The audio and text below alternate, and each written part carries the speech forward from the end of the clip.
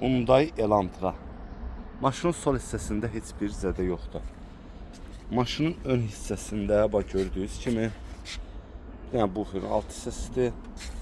Yəni burada sürtü.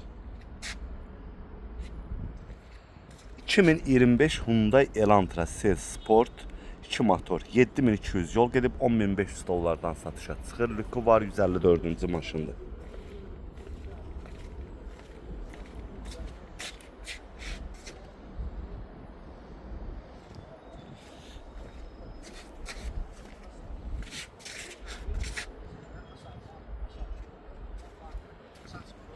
Bu da sol hissəsidir. Qapısı kilitlidir.